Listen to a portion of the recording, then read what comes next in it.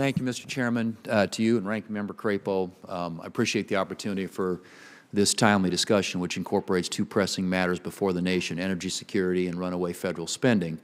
Energy security has taken on heightened importance in light of this administration's attacks on conventional energy, the war in Ukraine, and rebounding consumer demand as we emerged from the pandemic. High energy costs have also contributed to the historic inflation that's become a hallmark of this administration and continues to hit the pocketbooks of American families and businesses. And while the Biden administration has provided no shortage of examples of runaway federal spending, the so-called Inflation Reduction Act is a real standout. Mr. Chairman, just 2 years ago, this committee met to mark up the Clean Energy for America Act, which at the time was estimated to cost $260 billion. It passed along party lines and later emerged in July of 2022 as the keystone of the so-called Inflation Reduction Act, this time with a score of $370 billion.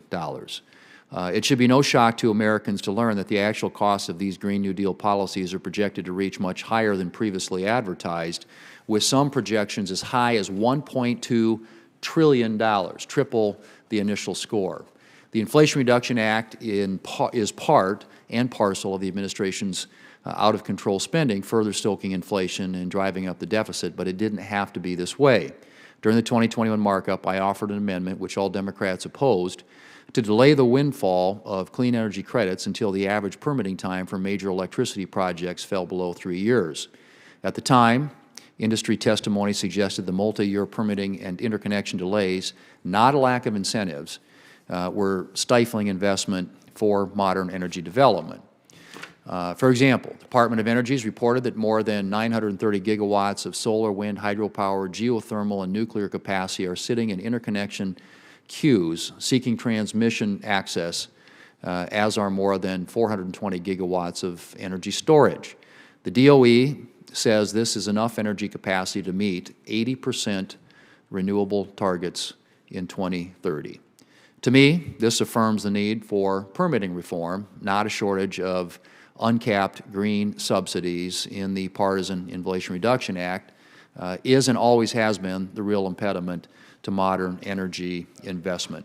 Mr. Rossetti, there's a significant backlog of energy projects that are seemingly shovel-ready were it not for permitting delays.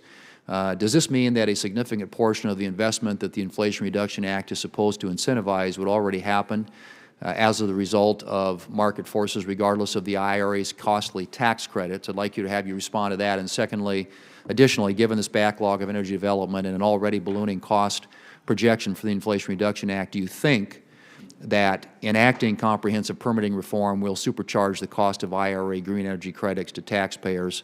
And if so, how is that going to affect the fiscal outlook for this country?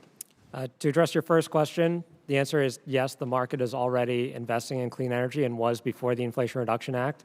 Every projection showed that, and you can just look at the investments, and that's where people were going.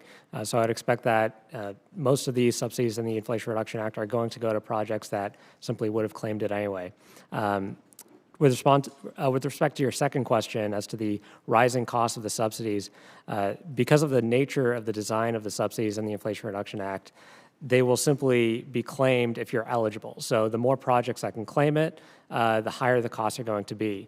So when we look at the projections that CBO lays out, they're going to be pretty conservative because they're looking at the EIA projections and these older projections saying, okay, here's where we're projected to go.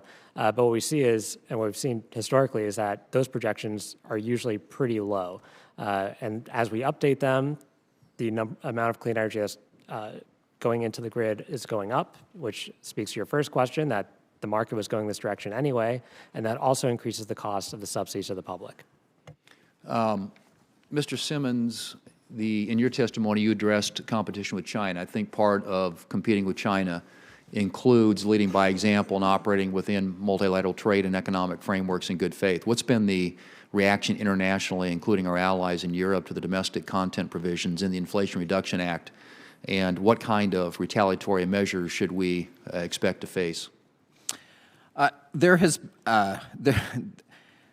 The European Union has been very frustrated with the United States, and because of the complaints that they made, it looks like the Biden administration has watered down some of the implementing regulations.